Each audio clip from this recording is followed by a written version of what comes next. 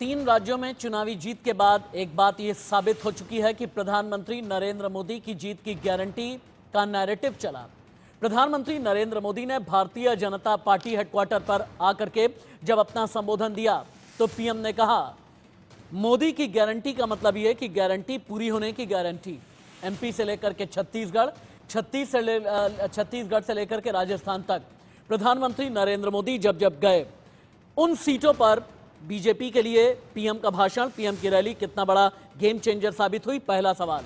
दूसरा ये, प्रधानमंत्री नरेंद्र मोदी की गारंटी का ये नैरेटिव 2024 में कितना काम आएगा। तीसरा बहुत बड़ा सवाल ये कि सनातन के शत्रुओं पर क्या इस जनादेश ने सबसे बड़ा प्रहार किया। चौथा सबसे बड़ा सवाल ये, प्रधानमंत्री नरेंद्र मोदी ने 2047 तक की बात करके इशारा आखिरकार क्या दिया है। पीएम के भाषण में गारंटी का शब्द कितनी बार आया। और उससे भी बड़ा सवाल ये, एमपी में, छत्तीसगढ़ और राजस्थान में सीएम पद के चेहरे के बीच कितने सस्पेंस हैं, कितनी अटकलें हैं और कितने कयास लगाए जा रहे हैं। क्या कहीं पर बड़ा सरप्राइज एलिमेंट मिलने वाला है। नमस्ते, मैं Rashid. Big breaking, Bharatiya Janata party की प्रचंड जीत पर बहुत बड़ी खबर आ गई है। पीएम मोदी की रैलियों से भारतीय जनता पार्टी को 76 नई सीटें मिली। 3 राज्यों में पीएम मोदी ने 42 जिलों में रैलियां की। पीएम की रैली से 250 विधानसभा सीटें कवर हुई। मोदी की रैली वाली सीटों का जो स्ट्राइक रेट है 67% का स्ट्राइक रेट रहा।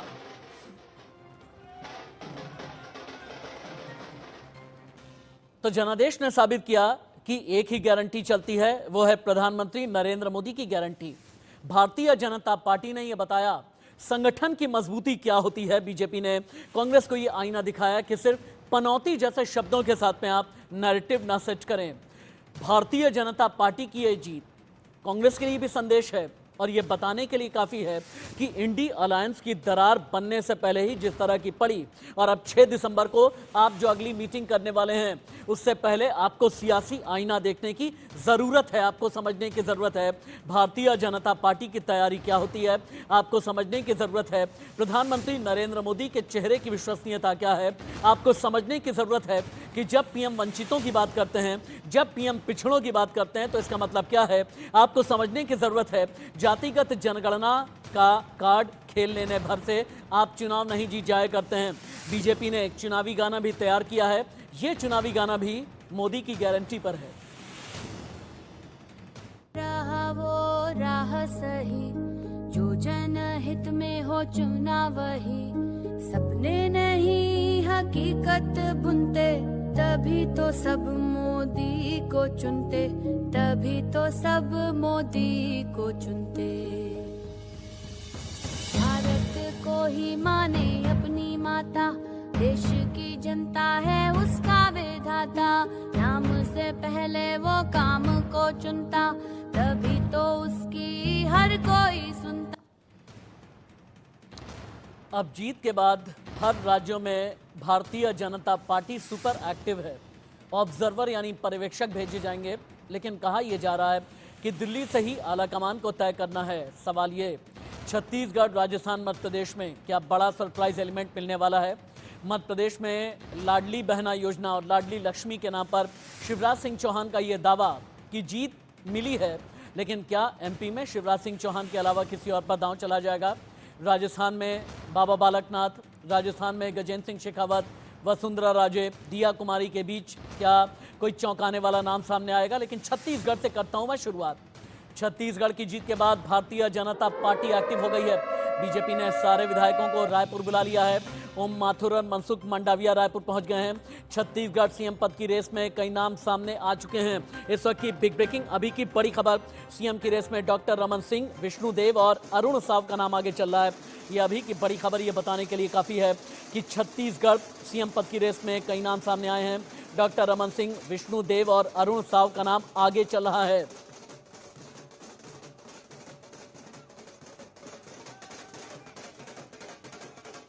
मैं वापस से आता हूं प्रधानमंत्री नरेंद्र मोदी की गारंटी पर। भारतीय जनता पार्टी हेडक्वार्टर जब पहुंचे पीएम मोदी, उनका खैर मकदम किया गया, उनका स्वागत किया गया। और ये बीजेपी को बहुत अच्छे से पता है कि आज की तारीख में अगर 16 राज्यों में सीधे या गठबंधन में भारतीय जनता पार्टी की सरकार है तो इसके पीछे का अगर विश्वसनीयता वाला चेहरा है प्रधानमंत्री नरेंद्र मोदी का है।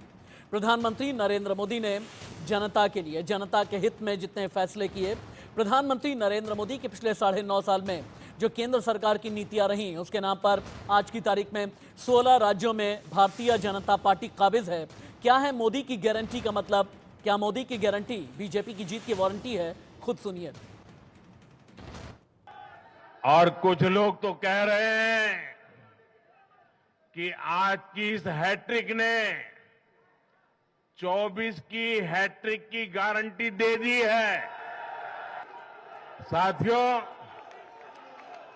आज के जनादेश ने ये भी साबित किया है कि भ्रष्टाचार, तुष्टीकरण और परिवारवाद को लेकर देश के भीतर, देश के हर नागरिक के दिल में जीरो टॉलरेंस बन रही है।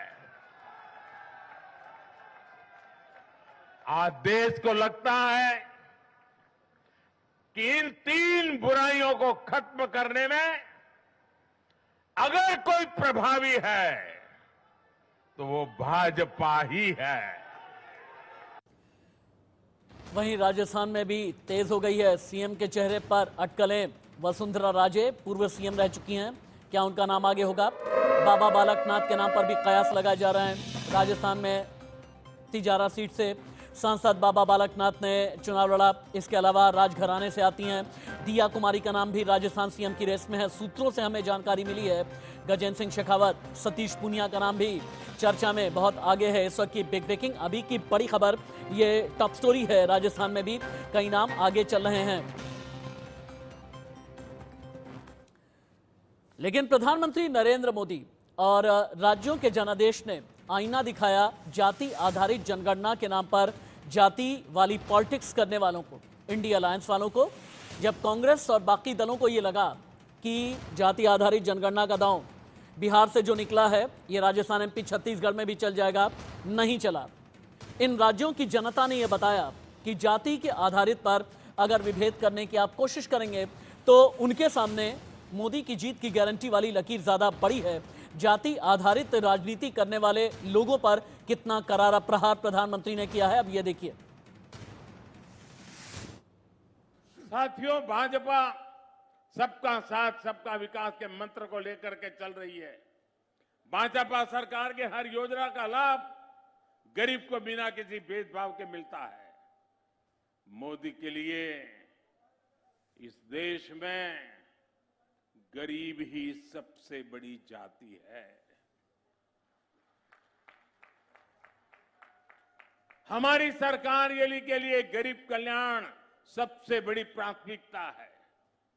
भाजपा सरकार के प्रयासों के कारण देश में 5 साल में 13 करोड़ से ज्यादा लोग गरीबी से बाहर निकले हैं। जब 13 करोड़ लोगों की गरीबी खत्म हो सकती है तो पूरे देश की भी गरीबी खत्म हो सकती है। प्रधानमंत्री नरेंद्र मोदी ने जाति आधारित जनगणना पर जो पॉलिटिक्स करते हैं उन पर भी सीधा वार किया, प्रहार किया।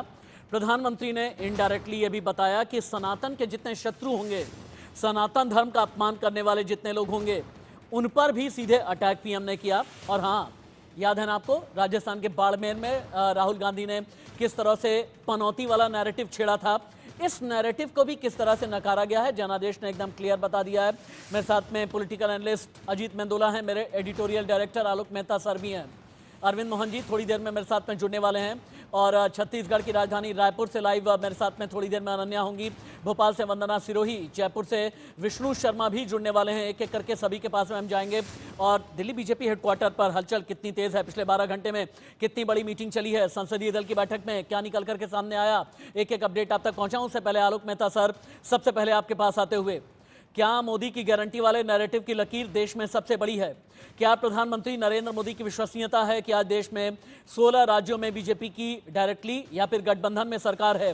क्या प्रधानमंत्री नरेंद्र मोदी का कद, उनका चेहरा इतना बड़ा है कि 3 राज्यों में सिमट करके सिर्फ कांग्रेस रह गई है? रशीद भाई, आपने देखा पिछले चुनावों के मुकाबले में इस बार चाहे वो बस्तर हो, राजस्थान हो, छत्तीसगढ़ हो, मध्य प्रदेश हो, इन सब जगह जिस तरह की सभाएं हुई, उनमें जिस तरह का जन सैलाब उमड़ा था, और ये विश्वसनीयता यूपी बिहार में कम नहीं है। इवन आपने देखा होगा जिस तरह से हैदराबाद में भी, ठीक है, वोट कितना आया, परसेंटेज तो बढ़ा ही है उनका, 14% के आसपास वोट हो गया। तो ये प्रधानमंत्री नरेंद्र मोदी की विश्वसनीयता गारंटी से ज्यादा, देखिए लगातार 14 साल, मतलब 10 साल जिस तरह से उन्होंने लोगों को लाभ पहुंचाया, 2014 से ही लगातार जिन योजनाओं को महिलाओं के लिए, गरीबों के लिए, स्वास्थ्य की दृष्टि से, जिस तरह से लोगों के आवास के लिए जो काम किए गए, निश्चित रूप से उसके बाद उनकी विश्वसनीयता यही नहीं, स्वास्थ्य को लेकर के तो विश्व में जिस तरह से कोविड काल में सहायता की गई, भारत में लोगों की जान बचाई, जहां अमेरिका में हजारों लोग मारे गए, ब्रिटेन में मारे गए, संपन्न देशों के मुकाबले और आबादी के हिसाब से भारत में प्रभाव को न्यूनतम किया गया लोगों की स्वास्थ्य रक्षा के लिए, और उन देशों को सहायता की गई, 80 देशों को। इसलिए मेरा ऐसा मानना है कि हाँ, उनके नेतृत्व को समझा जाना चाहिए। और उसके विपरीत राहुल गांधी जिन सभाओं में गए, अभी उसका आकलन करने के लिए हमने भी कहा है अपने सहयोगियों से, उसका उनका कितना असर हुआ, बल्कि वहां और ज्यादा खराब उनके नेता तो यही कहते थे। और एक लाइन और जोड़ूंगा राशिद भाई, पता नहीं कौन कांग्रेस के नेताओं को पाठ पढ़ा रहा है।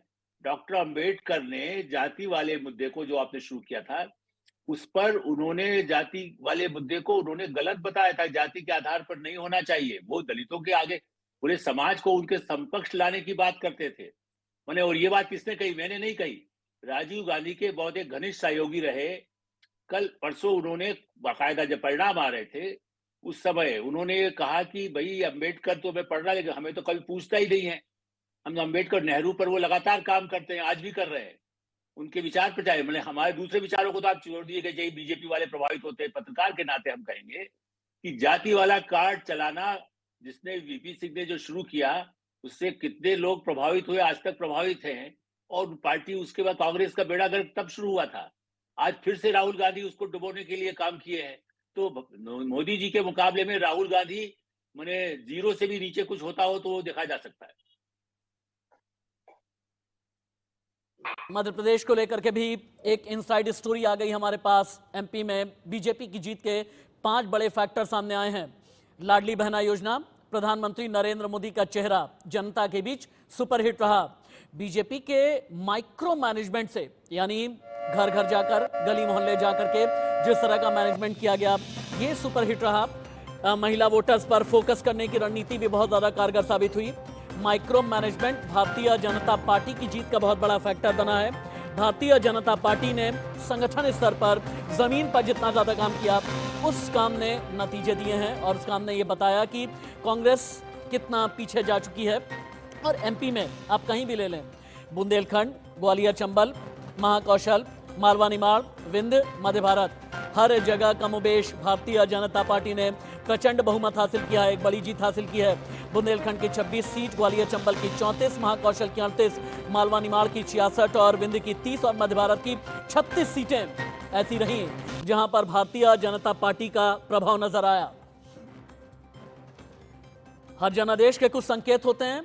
अब इस जनादेश ने एक संकेत यह दिया है, इंडी अलायंस, इंडिया, जिस गठबंधन की बैठक बेंगलुरु में हुई, मुंबई में हुई, पटना में हुई, याद है ना आपको? इस अलायंस ने यह दावा किया कि 2024 में प्रधानमंत्री नरेंद्र मोदी के चेहरे का मुकाबला करेंगे। जीत के बाद पीएम ने इंडी अलायंस को भी आईना दिखाया, और आईना दिखाना भी चाहिए, क्योंकि आपने ये कहा कि 2024 में एकजुट होकर के इलेक्शन लड़ेंगे।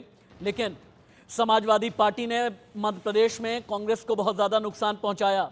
समाजवादी पार्टी ने 74 सीटों पर अपने कैंडिडेट उतारे और यह बताया कि जब वोट काटने की बारी आती है तो इंडी अलायंस एक नहीं है। और इंडी अलायंस का लिटमस टेस्ट, जिसमें यह अलायंस पूरी तरह से फेल हो गया। इंडिया गठबंधन को कैसे पीएम मोदी ने दिखाया आईना, अब ये देखिए। सबक ये है कि सिर्फ कुछ परिवारवादियों के मंच पर एक साथ आ जाने से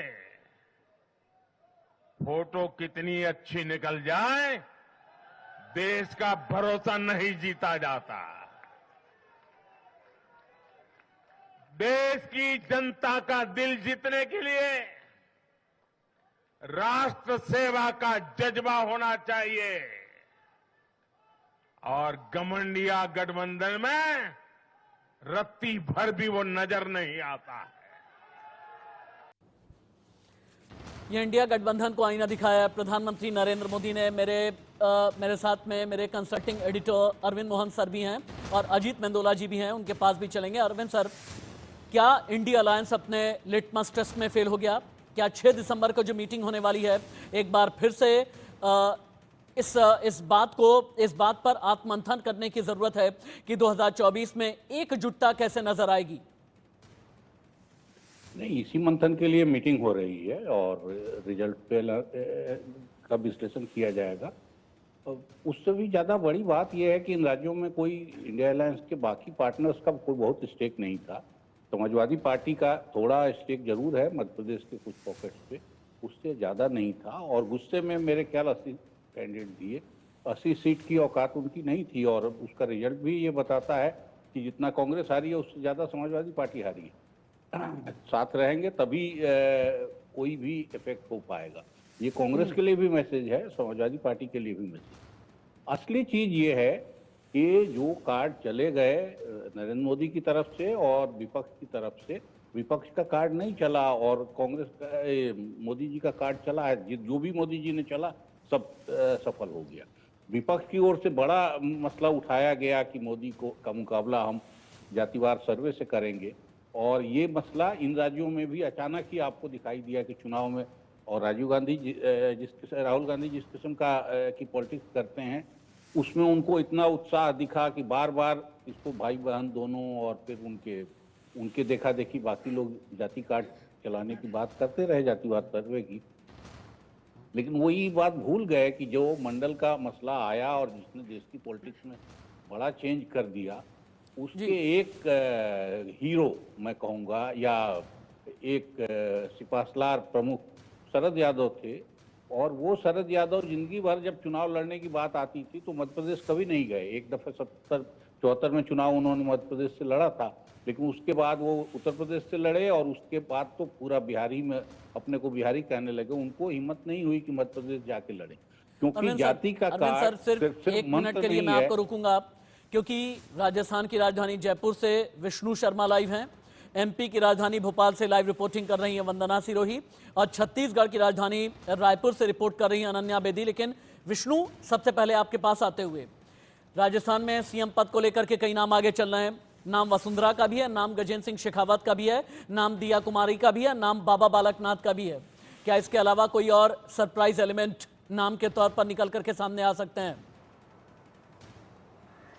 देखिए, एक नाम ओम माथुर की भी बड़ी चर्चा है कि ओम माथुर के नाम पर भी मोहर लग सकती है, क्योंकि उनको भी राजस्थान से जोड़ के लगातार देखा जा रहा था और जब चुनाव हुए थे उससे पहले भी ओम माथुर का नाम राजस्थान में चल रहा था। अब बीजेपी में तमाम बैठकों का दौर कल से चल रहा है। कल से प्रदेश अध्यक्ष हों, प्रदेश प्रभारी हों, तमाम नेता एक साथ बैठ रहे हैं और अब आज ये जानकारी मिल रही है कि जो सीपी जोशी हैं, जो प्रदेश अध्यक्ष है, उनके दिल्ली जाने का कार्यक्रम बन सकता है, दिल्ली जा सकते हैं। और दिल्ली में ये दिल्ली से तय होना है कि सीएम किसको बनाना है। यहाँ विधायक दल की बैठक में उस नाम को ऑब्जर्वर कौन होगा, क्या इसे लेकर के भी अंदर की कोई खबर है? देखिए, ऑब्जर्वर को लेकर अभी राजस्थान में, क्योंकि दिल्ली में जो बैठकें हैं वो उसके होंगी, उसके बाद यहाँ ऑब्जर्वर भेजे जाएंगे। उन पर अभी बीजेपी मंत्रणा नहीं कर रही है। बीजेपी को फिलहाल ये तय करना है कि राजस्थान में 115 सीटों के साथ कौन से चेहरे को लाया जाए जो सरकार के साथ साथ जो आगे के लिए बीजेपी को यहाँ पे मजबूत करे। बीजेपी को लगातार यहाँ में सत्ता पे लौटने के लिए तमाम चीजों का ध्यान रखना होगा, क्योंकि वसुंधरा राजे एक बड़ा नाम है, वसुंधरा राजे को भी नकारा नहीं जा सकता, और दिया कुमारी है, राजवर्धन सिंह राठौड़ हैं, तमाम ऐसे नाम हैं जो लगातार चर्चाओं में चल रहे हैं। लेकिन अब बीजेपी को फैसला बड़े सोच समझ के लेना होगा। इसको लेकर चुनाव भले ही मोदी के नाम पे जीत गए हों, लेकिन 5 साल सत्ता चलाने के लिए यहाँ एक ऐसा नाम देना होगा जो मोदी की जो बात पर प्रदेश ने जो भरोसा किया है उस बात को रख पाए और सरकार सुचारू रूप से चल पाए। जी ठीक है, इससे पहले कि मैं एमपी की राजधानी भोपाल का रुख करूं, सूत्रों के हवाले से मध्य प्रदेश पर भी बहुत बड़ी खबर। हालांकि अभी तक ये समझा जा रहा था कि मध्य प्रदेश में लाडली बहना योजना की कामयाबी का सेहरा चूंकि शिवराज सिंह चौहान के सर पर बंधा है, लेकिन मैं एमपी में भी सीएम के चेहरे पर सरप्राइज की बहुत बड़ी आहट है। शिवराज सिंह चौहान के अलावा भी कई नाम चर्चा में मध्य प्रदेश में चल रहे हैं। इन नामों में नरेंद्र सिंह तोमर, प्रहलाद पटेल के नाम पर अटकलें हैं। एमपी में वीपी पाठक का नाम भी सीएम पद की रेस में है। लेकिन सवाल बड़ा यह है कि क्या शिवराज सिंह चौहान सीएम फिर से रहेंगे या फिर नाम चेंज किया जाएगा। एक बार चलते हैं वंदना सिरोही के पास में। वंदना, भोपाल में Bharatiya Janata party think tank, क्या क्या चल रहा है दिमाग में? कितने नामों पर चर्चा चल रही है? शिवराज सिंह चौहान ही या फिर कोई सरप्राइज एलिमेंट होगा? देखिए, सबसे प्रबल जो दावेदार हैं वो शिवराज सिंह चौहान ही हैं, क्योंकि बहुत स्टार्टिंग से ही उन्होंने बहुत एफर्ट किया है। भले ही सीएम फेस उन्हें नहीं रखा गया था इस चुनाव में, लेकिन उसके बाद भी फ्रंट फुट पर बैटिंग करते हुए नजर आए हैं। कई रैलियों में उन्होंने इस बात का जिक्र जनता के बीच किया, ये भी कहा कि क्या मुझे मुख्यमंत्री दोबारा बनना चाहिए, नहीं बनना चाहिए। उसका असर भी दिखाई दिया, एक थोड़ा सा दबाव भी बना, क्योंकि कई बड़े नेताओं ने उसके बाद उनकी सरकार की, जो राज्य सरकार की योजनाएं हैं, उनका जिक्र अपने मंच से करना शुरू किया, जिसमें लाडली बहना योजना का बहुत बड़ा इम्पैक्ट माना जा रहा है। हालांकि मुख्यमंत्री की रेस में अभी कई बड़े नाम हैं। प्रहलाद पटेल का नाम आपने लिया, क्योंकि केंद्रीय मंत्री भी हैं प्रहलाद पटेल, और साथ ही ओबीसी वर्ग का एक बड़ा चेहरा भी है मुख्यमंत्री शिवराज सिंह चौहान के बाद दूसरे नंबर पर कह सकते हैं, इसलिए उनका भी नाम इस रेस में चल रहा है। लेकिन वीडी शर्मा को लेकर भी बहुत चर्चा यहाँ पर हो रही है। वजह यह भी है क्योंकि प्रधानमंत्री नरेंद्र मोदी अपनी रैलियों के दौरान काफ़ी उनकी तारीफ करते हुए नजर आए हैं, उनकी पीठ थपथपाते हुए मंच पर दिखाई दिए। और इंदौर में खासतौर से जो रैली हुई थी, जो रोड शो हुआ था, उसमें अकेले वीडी शर्मा ही प्रधानमंत्री मोदी के साथ नजर आए थे। और क्योंकि वो प्रदेश अध्यक्ष भी रहे हैं, उनका कार्यकाल भी दोबारा बढ़ाया गया है, तो वीडी शर्मा को लेकर भी काफी चर्चाएं हो रही हैं। हालांकि नरेंद्र सिंह तोमर भी बहुत मेहनत करते हुए इस चुनाव में दिखाई दिए, उनका भी नाम इस रेस में चल रहा है। लेकिन जब हमने उनसे बातचीत करने की कोशिश की, उनसे सीएम फेस को लेकर बातचीत की, तो वो थोड़े से असहज हो गए और उन्होंने इस पर कोई भी जवाब देने से इनकार कर दिया। हालांकि शुरुआत से ही जब सीएम फेस को लेकर उनसे बातचीत की गई है, तो लौट करके आते हैं। जितने नाम आपने बताए हैं, ये नाम मैं लेकर के चलूंगा अजीत मेंदोला जी के पास में। लेकिन उससे पहले सनातन को लेकर के इंडिया अलायंस या कांग्रेस के बड़े नेताओं ने, या फिर गठबंधन, जो इंडिया के साथ गठबंधन में जितने दल हैं, उनके बड़े बड़े नेताओं ने सनातन पर जितना बड़ा प्रहार किया, हिंदू धर्म को लेकर के जैसे सवालों के कटघरे में ये लोग खड़े रहे, इन सभी को प्रधानमंत्री नरेंद्र मोदी ने ये बताया कि वो सनातन के रक्षक हैं। सनातन का अपमान करना इंडिया अलायंस को कितना भारी पड़ा, ये प्रधानमंत्री नरेंद्र मोदी ने चंद शब्दों में ही बयां किया है। मेरी कांग्रेस और उसके साथियों को नम्रतापूर्वक सलाह है, कृपा करके ऐसी राजनीति न करें जो देश विरोधी ताकतों को बल दे, जो देश को बांटना चाहते हैं ऐसे लोगों को मजबूती दे, जो देश को कमजोर करने वाले विचारों को गति दे। अजीत मेंदोला जी, आपको क्या लगता है, उदयनिधि स्टालिन जैसे नेता या स्वामी प्रसाद मौर्य जैसे नेता या फिर प्रियांक खड़गे जैसे नेता, सनातन का प्रत्यक्ष या अप्रत्यक्ष तरीके से अपमान करने वाले नेता, जिन्हें बल्कि आचार्य प्रमोद कृष्णन ने भी आईना दिखाया, उनका यह कहना है कि कांग्रेस को अब चेत जाना चाहिए, सनातन का अपमान करने वाले नेताओं को बाहर का रास्ता दिखाना चाहिए। आचार्य प्रमोद कृष्णन ने यह कहा कि आप अगर हिंदुत्व की तरफ न भी जाएं, लेकिन कम से कम धर्म की रक्षा करने वालों का अपमान ना करें, आप धर्म का अपमान ना करें। क्या एमपी, राजस्थान, छत्तीसगढ़ की जनता ने अपने जनादेश में यह भी बताया है कि अगर धर्म पर आप कोई वार करेंगे, सनातन का अपमान करेंगे, तो आप नेपथ्य में चले जाएंगे, आप हाशिए पर जा सकते हैं? राशिद, तुमको मैं 2014 लोकसभा चुनाव की करारी हार की तरफ ले जाता हूँ। कांग्रेस की हार जब बहुत करारी हार हुई, तो एक एंथनी ने एक रिपोर्ट बनाई और उस रिपोर्ट में कहा जाता है कि उन्होंने एक सलाह दी थी कि आप तुष्टीकरण की राजनीति से बचें, और ये तुष्टीकरण की राजनीति ने कांग्रेस को बड़ा नुकसान पहुंचाया है। और कुछ समय तक कांग्रेस ने उस पर अमल करा, लेकिन वो साल 2 साल के बाद सब भूल गई। और मैं उससे पहले 2004 में जब राहुल गांधी आए थे, मैं आपको वहां भी ले जाना चाहता हूँ। राहुल गांधी आए थे, राहुल गांधी को कुछ कांग्रेस में एक तो कलाकारों की कमी नहीं, बहुत अच्छे अच्छे कलाकार हैं, वो अपनी नौकरी बचाने के लिए, अपने को बचाने के लिए पार्टी को दांव पे लगाते हैं। और इस गांधी फैमिली का जितना उनका दुरुपयोग कर सकते हैं करते हैं। उन्होंने उस वक्त उत्तर प्रदेश के चुनाव को देखते हुए राहुल गांधी को एक सलाह दी कि आप दलितों के घर में जाके खाना खाएं, रात को वहीं ठहरें। उन्होंने राहुल गांधी फिर उनके जो सलाहकार थे उनके कहने पे उन्होंने धुआंधार तरीके से काम शुरू कर दिया। वो जाते थे और जब 7-8 का उत्तर प्रदेश का चुनाव आया, अलीगढ़ में एक रैली थी, मुस्लिम बाहुल्य इलाका अलीगढ़, मैं गया था उस रैली में, तो मैं वहां कुछ लोगों से मिला था जो मुस्लिम अच्छे सर, मैं प्लीज हो यू अजीत मेंदोला जी, 1 मिनट रुक जाएं आप। केंद्रीय मंत्री प्रहलाद सिंह पटेल मेरे साथ में लाइव हैं। एमपी की नरसिंहपुर सीट से प्रहलाद सिंह पटेल की जीत हुई है, एक बार लाइव सुनिए। काफ़ी ज़्यादा चल रहा है, कल से ही कह लो आपकी, कल से काफ़ी ज़्यादा चल रहा है। एक ही देश की एक गारंटी, मोदी गारंटी, क्या यही फॉर्मूला 2024 में भी अपनाने वाले हैं? क्या जो कल के रिजल्ट आए वो 2024 की झलक है? 14 में मोदी की गारंटी, 19 में मोदी की गारंटी और 24 में मोदी की गारंटी, इसमें कोई फर्क नहीं आना। 2014 में, 2019 में और 2024 तीनों ही साल में प्रधानमंत्री नरेंद्र मोदी की गारंटी ही चली और आगे भी चलेगी, यह प्रहलाद पटेल का कहना है। 31,000 से ज्यादा वोट से प्रहलाद पटेल की जीत हुई है।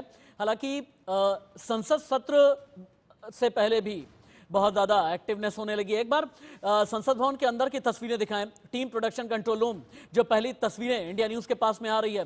भारतीय जनता पार्टी की प्रचंड जीत के बाद में आप देखें बीजेपी के राष्ट्रीय अध्यक्ष जेपी नड्डा विक्ट्री साइन बना करके दिखाते हुए, उनके साथ में केंद्रीय मंत्री गजेंद्र सिंह शेखावत हैं और जितने भी केंद्रीय मंत्री, प्रहलाद जोशी भी हैं, और संसद कॉरिडोर पर ये जितने भी लोकसभा और राज्यसभा के सांसद, इनकी बॉडी लैंग्वेज ये बताने के लिए काफी है कि भारतीय जनता पार्टी की प्रचंड जीत के मायने क्या हैं। चलते हैं सीधे रायपुर, छत्तीसगढ़ की राजधानी रायपुर का रुख करेंगे। पिछले 12 घंटे में रायपुर में क्या हुआ ये हमने देखा। अनन्या, सीएम फेस में कितने नाम आगे चल रहे हैं। हालांकि अरुण साव का भी नाम है, डॉक्टर रमन सिंह का भी नाम है, लेकिन भारतीय जनता पार्टी आला कमान इस बात के लिए बहुत फेमस है कि सरप्राइज एलिमेंट के तौर पर वो कार्यकर्ता आगे बढ़ाया जाता है जिसने वाकई में जमीन पर रह करके संगठन के लिए काम किया हो। अनन्या, बिल्कुल राशिद, अगर सबसे पहले आप सीएम रेस की बात करते हैं तो सबसे नंबर 1 पर अगर हम बात करें तो डॉक्टर रमन सिंह का नाम है। एक और नाम आगे चल रहा है जिसकी अगर हम बात करें तो विष्णुदेव का नाम भी आगे है, और तीसरा अरुण साव जो कि यहाँ के प्रदेश अध्यक्ष हैं। ये 3 नाम जो है वो यहाँ पर फिलहाल सीएम रेस के लिए आगे चल रहे हैं। लेकिन अभी आपको बता दें कि 11 बजे सभी विधायकों को रायपुर आने के लिए कहा गया है, जिसमें प्रभारी ओम माथुर और सह प्रभारी नवीन नितिन जो है वो यहाँ पर एक बैठक लेने वाले हैं, और केंद्रीय मंत्री मनसुख मांडविया भी उस बैठक में शामिल होंगे। और एक तरह से देखा जाए तो विधायक दल की ये बैठक होगी और उसके बाद कहीं ना कहीं एक तरह से कहा जा सकता है कि सीएम फेस के लिए, देखिए आपको याद होगा 3 बार यहाँ पर सबसे पहले अजीत जोगी की सरकार और 3 बार डॉक्टर रमन सिंह जो है वो यहाँ पर। पीएम ने विपक्ष को लेकर के ये कहा कि नकारात्मक तरीके की बात ना करें, पॉजिटिव रह करके संसद सत्र में हिस्सा लें। पीएम ने यह भी कहा कि पराजय का गुस्सा ना निकालें, बल्कि पराजय से सीखने की जरूरत है। क्या प्रधानमंत्री नरेंद्र मोदी जो बातें कह रहे थे उसमें बीजेपी का कॉन्फिडेंस तो है ही, लेकिन साथ ही पीएम ने यह भी कहा कि विधानसभा चुनाव में हार का जो रिफ्लेक्शन है ये संसद में नहीं आना चाहिए। संसद में और भी स्वस्थ परंपरा के साथ में बहस होनी चाहिए। जनादेश जिसको मिला है उसका सम्मान आप करें और आगे जनता की योजनाओं के लिए जो भी बिल पेश किए जाएं उन पर स्वस्थ तरीके से चर्चा करें। राशिद भाई, महाभारत काल को याद करें, जो लोग पढ़ते हैं नहीं पढ़ते हैं, टीवी पर देखा हो, अपने विरोधियों को भी एक जैसे कहते हैं शुभकामना संदेश, युद्ध चाहे होना है, युद्ध यहाँ तो संसद में होता है, वाक युद्ध जिसको कहते हैं। मुझे बड़ी इस बात की प्रसन्नता है कि प्रधानमंत्री ने बहुत ही सकारात्मक जो संदेश दिया कि आपका मजबूत होना जरूरी है, लोकतंत्र में हम चाहते हैं कि आप भी हो। और मैं इसलिए याद करता हूं कि पहले प्रतिपक्ष के नेता लाल कृष्ण आडवाणी हो, सोमनाथ चटर्जी हो, मधु लिमे हो, मैं 50 नाम में गिरा सकता हूं, जो लाइब्रेरी में घंटों बैठकर तैयारी करते थे और खूब कांग्रेस पर, गांधी परिवार पर, सब पर अटैक करते थे। लेकिन एक उसके बाद कई पॉइंट जो जनता के हित में है बोले जाते थे, और प्रधानमंत्री नरेंद्र मोदी ने उसी बात को रेखांकित किया है कि देखिए सदन में आए, बहुत गर्मागर्म बहस हो, पराजय के बाद भी आप अपने नए उत्साह के साथ ऐसी चीजें उठाए जो जनता के हित में होगी, तो हो सकता है आपका भी भविष्य उज्जवल हो। इससे बड़ा संदेश किसी, भले इसको विश्व गुरु वैसे कहते, हम मानते हैं कि विश्व कोई सारा हमारी बात मानता होता तो बहुत सारी बातें ठीक हो जाए, लेकिन फिर भी प्रधानमंत्री दुनिया में इस तरह का संदेश देते हैं कि लड़ाई मत करिए, यहां भी इतनी बड़ी सफलता के बाद विपक्ष के प्रति सद्भावना का संदेश देना, उसको मजबूत होने का संदेश देना और संसद के जरिए जो जनता, वरना देखिए हम इसमें एक लाइन और कहूंगा, मीडिया को सब दोष देते हैं, अरे आप तो दिखाते नहीं है गरम बहस। अरे भाई, जब आप खाली हल्ला करके संसद ही चलने देंगे तो राशिद जी और आलोक मेहता क्या करेंगे? कोई भी चैनल क्या करेगा? वो खाली हल्ला गुल्ला के बाद सदन खत्म हो गया, फिर आप गालियां दे देंगे बस। तो इस दृष्टि से जनता इस अभिव्यक्ति की स्वतंत्रता का, संसद की अभिव्यक्ति का जो संदेश जाता है, स्वास्थ्य की क्या योजनाएं सफल हो रही है, नहीं हो रही है, कहाँ शिक्षा में प्रॉब्लम है, शिक्षा नीति पर उतनी लंबी आलोक सर जी आपके पास लौट करके मैं आता हूं, बाकी अरविंद सर के पास भी चलेंगे, लेकिन उससे पहले प्रधानमंत्री नरेंद्र मोदी ने संसद सत्र से पहले तो विपक्ष के लिए बोला कि पराजय का गुस्सा ना निकालें, स्वस्थ परंपरा के साथ में संसद सत्र में भाग लें, ये आपके लिए भी मौका है। लेकिन पीएम ने पिछले 4 दिन के अंदर दूसरी बार ये बताया कि उनके लिए कश्मीर से लेकर के कन्याकुमारी तक 140 करोड़ के हिंदुस्तान में 4 जातियां कौन सी हैं, वो 4 जातियां जिन्हें विकास की जरूरत है, वो 4 जातियां जिन्हें मुख्यधारा की जरूरत है, वो 4 जातियां जिनके लिए योजनाओं की डिलीवरी की जरूरत है। प्रधानमंत्री नरेंद्र मोदी ने इन 4 जातियों का जिक्र करके ये बताया कि किनके लिए पीएम मोदी की नीतियां हैं, किनके लिए सरकार का डिलीवरी सिस्टम है। सुनिए। मेरे लिए देश में 4 जातियां ही सबसे बड़ी जातियां हैं। और जब मैं इन 4 जातियों की बात करता हूं, हमारी नारी शक्ति, हमारी युवा शक्ति, हमारे किसान और हमारे गरीब परिवार, इन 4 जातियों को सशक्त करने से ही देश सशक्त होने वाला है। अरविंद मोहन सर के पास चलते हैं। अरविंद मोहन सर, जनता के लिए जनादेश से पहले जरूरी ये होता है कि मैनिफेस्टो में अगर कोई ऐलान किया गया या अगर आप सरकार चला रहे हैं तो आपका डिलीवरी सिस्टम ऐसा होना चाहिए ना कि जहां पर जो आपने जनता के जिस फैक्शन के साथ में आपने वादा किया है वो वादा पूरा होता हुआ जमीन पर नजर आए। इस डिलीवरी सिस्टम में लाडली बहना योजना, इस डिलीवरी सिस्टम में लाडली लक्ष्मी योजना, इस डिलीवरी सिस्टम में हालांकि छत्तीसगढ़ में सरकार में नहीं रहे फिर भी महतारी वंदन योजना की बात की गई। पीएम जिन 4 जातियों का जिक्र करते हैं, ये भारतीय जनता पार्टी के लिए वोट लेकर के आने में कितना मजबूत फैक्शन साबित होता है? ये चुनाव अगर की जीत का विश्लेषण कोई भी करेगा तो उसको बहुत साफ दिखाई देगा कि महिलाओं का वोट, आदिवासियों का वोट बहुत ही महत्वपूर्ण रहा है बीजेपी की जीत के लिए। छत्तीसगढ़ तो लगभग सब लोग मानते थे कि कांग्रेस जीत रही है, लेकिन सरगुजा इलाके में जो जिस किस्म से वोट पलटा है और आदिवासियों का वोट बीजेपी को मिला है, वो बहुत साफ बताता है। तो बीजेपी ने इन फ्रैक्शंस पे काम किया है और इसलिए उसको उसका रिवार्ड मिला। और कुछ अद्भुत चीजें हुई हैं जिसकी चर्चा मैंने कल नहीं सुनी, आज बारीकी से पढ़ने पे दिखाई दिया। जैसे छत्तीसगढ़ में 5 महिला विधायक थे पिछले हाउस में, इस बार 18 महिलाएं जीत के आई। अब 18 महिलाओं का जीतना छत्तीसगढ़ जैसे राज्य में, ये अपने आप में वोटिंग पैटर्न के बदलाव के अलावा काफी कुछ बता रहा है कि महिलाएं सिर्फ वोट देने वाली नहीं है, वो लीडरशिप के लिए तैयार है। और अभी अनन्या चर्चा कर रही थी वहाँ, तो मुझे थोड़ी हैरानी हुई कि उन्होंने किसी भी महिला का नाम नहीं लिया। मेरे हिसाब से अरुणा सिंह और लता उसुंडी जैसी महिलाएं बीजेपी में हैं, जो आदिवासी ग्रुप से भी हैं और महिला भी हैं। तो और मुझे लगता है कि अनन्या, अरविंद मोहन सर जिन पॉइंटर का जिक्र कर रहे हैं, इन पॉइंटर्स के साथ में आपके पास आऊंगा, लेकिन राजस्थान की राजधानी उदयपुर से उदय प्रताप सिंह मेरे साथ में। उदय, ऑब्वियस है, पहला सवाल मैं यही करूंगा, राजस्थान में जितने नाम आगे चल रहे हैं, एक तो दिया कुमारी का है, विद्याधर नगर सीट से चुनाव लड़ी, जीत करके आई। महंत बालकनाथ तिजारा से जीत करके आए। किरोड़ी लाल मीणा, इनका नाम भी आगे चल रहा है। गजेंद्र सिंह शेखावत केंद्रीय मंत्री, वसुंधरा राजे। नाम को लेकर के अंदर का मंथन क्या है, किसके पॉजिटिव्स हैं, किसके नेगेटिव्स हैं, और कौन सा नाम सबसे आगे है और कौन पीछे है?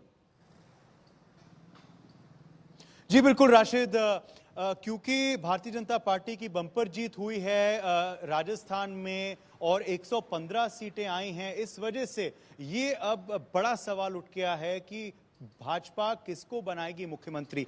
सूत्र हम ये बता रहे थे, अगर मामला जो है 95 और 110 के बीच में फंस जाता तो फिर पक्का था कि मुख्यमंत्री वसुंधरा राजे ही बनती, जिनके निवास के बाहर हम इस वक्त खड़े हैं। ये उनका निवास है, पल पल में उन गेट जो है वो खुलते रहता है और उनके समर्थक जो हैं वो आ रहे हैं और काफी जो उनके समर्थक विधायक हैं जो जीत के आए हैं वो भी यहाँ आ रहे हैं और अपनी लॉयल्टी जो है वो प्लेज कर रहे हैं वसुंधरा राजे के पक्ष में। हमने देखा था कल कालीचरण सराफ यहाँ आए थे, या पूर्व विधायक राजपाल शेखावत यहाँ आए थे, अन्य लोग भी आए थे, और भी कोई लोग हैं, कुछ समर्थक हैं। आप वसुंधरा राजे के समर्थक हैं? भीलवाड़ा से आए हैं आप? जोधपुर से खास आए हैं आप, जोधपुर संभाग से आए हैं। किन के पक्ष में बनेगी वसुंधरा राजे? मगर बहुत सारे नाम चल रहे हैं। नहीं, वसुंधरा राजे जी 36 कौम की लोकप्रिय चेहरा है और 36 कौम को साथ में लेकर चलने वाली है, इसलिए वसुंधरा राजे को जी कोई पार्टी में सिर्फ नामांकन दाखिल किया था, पूरे प्रदेश का दौरा किया। मोदी जी, अमित शाह, जेपी नड्डा के बाद वसुंधरा राजे ने पाटन में करीबन 52,000 से कल वोट जीती हैं। मगर जी हाँ, आप जिक्र करें थी दिया कुमारी का, ये चर्चाएं गर्म है यहाँ जयपुर में कि क्या राजकुमारी जो है वो अब महारानी की कुर्सी लेंगी, क्योंकि राजकुमारी दिया कुमारी कल जीती हैं 71,000 वोटों से, जो सबसे हाईएस्ट मार्जिन है राजस्थान में। अगर हम बात करें सेंटर से तो गजेंद्र शेखावत, अर्जुन राम मेघवाल और अश्विनी वैष्णव के नाम चल रहे हैं। ये तीनों जो हैं ये बीजेपी आलाकमान के करीब हैं, इनको भी जयपुर भेजा जा सकता है, क्योंकि कहीं ना कहीं दृष्टिकोण, चुनावी दृष्टिकोण से ये देखा जाएगा, क्योंकि जो भी राजस्थान का मुखिया बनेगा उसके सिर पे जिम्मेदारी होगी अब 25 के 25 सीट दिलवाना 2024 में। तो कहीं ना कहीं एक मजबूत रणनीतिकार चाहिए बीजेपी को। बिल्कुल ठीक कह रहे हैं आप, 2024 के लिए मजबूत रणनीति चाहिए। उदय, मैं 1 मिनट के बाद आपके पास में फिर से आऊंगा, क्योंकि राजस्थान में हिंदुत्व कार्ड कितना चला, राजस्थान में कन्हैयालाल मर्डर केस का मुद्दा भी उठाया गया, राजस्थान में पीएफआई जुलूस की बात भी की गई, राजस्थान में कांग्रेस की तरफ से यह कहा गया कि इस चुनाव को सांप्रदायिक बनाने की कोशिश की जा रही है। वहीं भारतीय जनता पार्टी ने यह कहा कि सनातन की रक्षा होनी बहुत ज़रूरी है राजस्थान में, और महिलाओं के लिए इंसाफ की बात की गई, महिलाओं के लिए सुरक्षा की बात की गई। लेकिन सनातन का अपमान, क्या इससे वाकई में कांग्रेस को राजस्थान एमपी छत्तीसगढ़ में नुकसान हुआ है? कांग्रेस के बड़े नेता हैं आचार्य प्रमोद कृष्णम, गुस्से में हैं। कांग्रेस के कई नेताओं को आईना दिखा रहे हैं और ये बता रहे हैं कि 2024 से पहले किताब के कुछ पन्ने वापस से पलटने जरूरी हैं, जहां पर धर्म का अपमान नहीं होना चाहिए। भावनाओं का देश है और सनातन का विरोध हमें ले डूबा। जातिवादी राजनीति को कभी इस देश ने स्वीकार नहीं किया है। 6 सितंबर 1990 का राजीव गांधी जी का भाषण है संसद में, वो सुन लीजिएगा। ये देश अगर जातिवादी होता तो विश्वनाथ प्रताप सिंह को गांव। फिर से उदय के पास चलते हैं। उदय, मुद्दे जो हावी रहे, मैंने जैसा कि बताया कि महिलाओं को लेकर के कानून कितना सशक्त है या फिर नहीं, इसे लेकर के सवाल उठे। लेकिन उससे भी बड़ा इशू ये रहा, बीजेपी की तरफ से हिंदुत्व के मुद्दे पर कन्हैयालाल की हत्या का मुद्दा उठाया गया, हिंदू त्योहारों पर पत्थरबाजी क्यों की गई, इस पर सवाल उठाए गए, धमाके के आरोपियों को क्यों बरी किया गया जब गहलोत सरकार थी, इसे भी लेकर के बहुत बड़ा इशू बनाया गया, पीएफआई के जुलूस पर चर्चा की गई। क्या ये सारे इश्यूज भी हावी रहे? मैंने यही सवाल राशिद कल पूछा था मुकुंद बालाचार्य से, जो भी एक धर्मगुरु हैं, वह जीत के आए थे कल हवा महल से सबसे कम मार्जिन से। राजवर्धन राठौड़ मेरे साथ में, राजवर्धन थोड़ी देर में जुड़ेंगे। उधर अपनी बात आप आगे बढ़ा सकते हैं, अपनी बात आगे बढ़ाइए प्लीज। जी बिल्कुल बिल्कुल। राज्यवर्धन राठौर ने भी कल काफी दावे से कहा, हमने उनसे बातचीत की थी कि जो भी बनेगा हम एक अच्छी टीम मेंबर की तरह उनको स्वीकारेंगे, जो भी कैप्टन निर्देश देगा, कहते हैं मैं स्पोर्ट्समैन हूं तो जो भी कैप्टन निर्देश देंगे हम सब उसको स्वीकारेंगे। मगर अगर हम बात करें हिंदुत्व की, तो मैंने यही मुकुंद बालाचार्य से सवाल पूछा था, वो कल हवा महल से जीते हैं, कि क्या कहीं ना कहीं हिंदुत्व कार्ड जो है वो चला है। आप लड़े थे, महंत बालकनाथ लड़े थे, इंटरेस्टिंगली जहां 2-3 मुसलमान चेहरे थे कांग्रेस के, उनके सामने केंद्रीय मंत्री अर्जुन राम मेघवाल लाइव आते हैं। उदय आपके पास चर्चा करें, वो नोटिस दें जो चेयरमैन राज्यसभा स्पीकर लोकसभा तय करेंगे, उस हर मुद्दे पे सरकार चर्चा करने के लिए तैयार है। मंत्री अर्जुन राम मेघवाल का ये कहना है कि विपक्ष चर्चा के लिए बताए और सरकार हर मुद्दे पर चर्चा करने के लिए तैयार है। लोकतांत्रिक तरीके से डिस्कशन होना चाहिए। उदय, अपनी रिपोर्ट आगे बढ़ाइए आप। जी, महंत बालकनाथ का भी अब जिक्र कर लेते हैं। महंत बालकनाथ जो है वो कल तिजारा सीट से जीत के आए हैं और वो शायद एक कॉम्प्रोमाइज कैंडिडेट भी निकल के आ सकते हैं, क्योंकि बीजेपी ने, हमने देखा था, एक हिंदुत्व कार्ड खेला था उत्तर प्रदेश में। योगी आदित्यनाथ को वहां बना के, योगी आदित्यनाथ की चर्चाएं तो थी मगर माना वहां जा रहा था मनोज सिन्हा आगे हैं, मगर फिर योगी बने थे और हमने देखा है कि कितना सफल एक्सपेरिमेंट वो बीजेपी के लिए रहा है। He has become one of the biggest star campaigners. Rajasthan और मध्य प्रदेश में भी मैंने देखा, जहां हम घूमे थे, इतनी चाह थी इस बार बाबा जी की, योगी जी की, हर जगह बुलडोजर और जेसीबी लगाए जाते थे अन्य क्षेत्र में, तो वो कहीं ना कहीं सफल हुआ है बीजेपी के लिए। तो महंत बालकनाथ भी राजस्थान के योगी कहे जाते हैं और इंटरेस्टिंगली वो वसुंधरा कैंप के ही हैं। उन्होंने कोटपुतली या ब्यावर में एक सभा की थी, मुझे याद है, वहां कहा था कि ये सीट जीत के आप वसुंधरा की झोली में दो। तो कहीं ना कहीं वही भाषा थी उनकी वसुंधरा कैंप की। तो कहीं ना कहीं वो कॉम्प्रोमाइज कैंडिडेट भी हो सकते हैं। अगर वसुंधरा राजे को लग रहा है कि वो खुद नहीं बनेंगी तो वो चाहेंगी उनके कहीं ना कहीं समर्थक विधायक